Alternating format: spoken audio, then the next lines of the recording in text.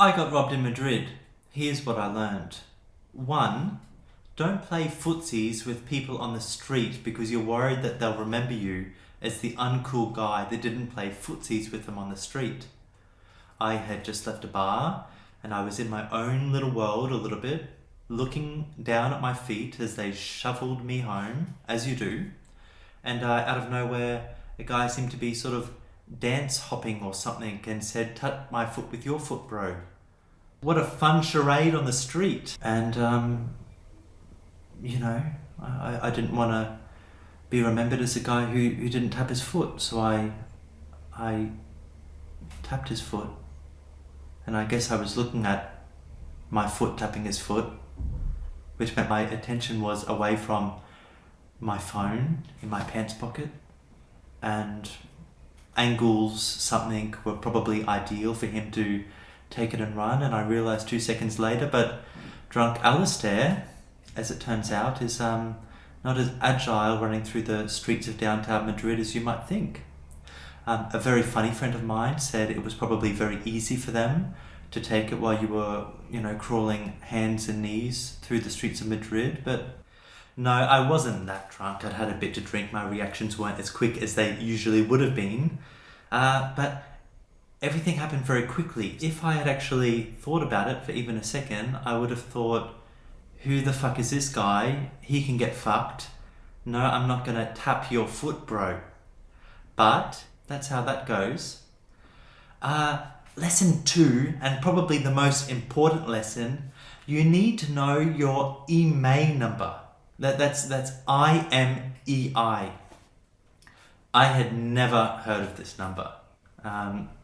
People I've told this little incident to have also said they've never heard of this number. I thought that with my normal phone number, they would be able to track my phone. I wanted to give my phone number to the police officer anyway, who happened to be very hot, but I didn't even get laid. I thought that would have at least gotten me a sympathy fuck. Anyway, phone numbers do not help the police in these instances, I found out. So what you need, hope you like the inclusion of my squeaky chair. What you need is this IMEI number.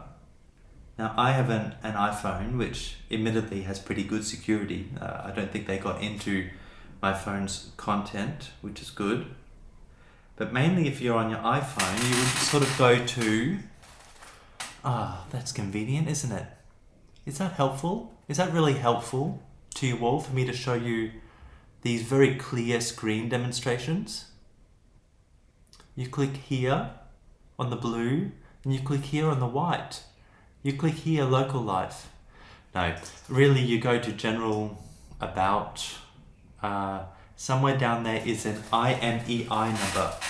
It's a 15-digit registration that can track your phone internationally.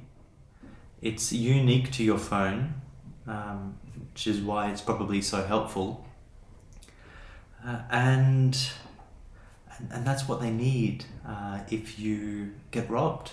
They probably would have found my phone and found the little fucker who hopefully got hit by a bus as soon as this happened, if I had had that IMEI number. You also can find it on the back of the box that you bought your phone in. Of course, when you go on holiday, you don't take the box that you bought the phone in, so I didn't have that number. If you have a receipt of your phone, you'll probably find it somewhere on that receipt, which would have been very easy, for me to go into my Gmail account and find my receipt, which was in my Gmail account. But when I tried to sign into my Gmail account, they sent a security code to my phone, don't they? Which is very, very helpful when your phone has just been stolen. I love that all the geniuses at Google with 6-figure salaries haven't worked out that with a lost or stolen phone, the whole security system is just fucked. I even have a backup email address with my Gmail. I have an Outlook email They could have just sent the code to my Outlook email, which I was able to log into. But no, 6 salary geniuses haven't gotten that far with their logic yet. Hopefully, I'm sure this video is going to revolutionize everything and change their ways pronto.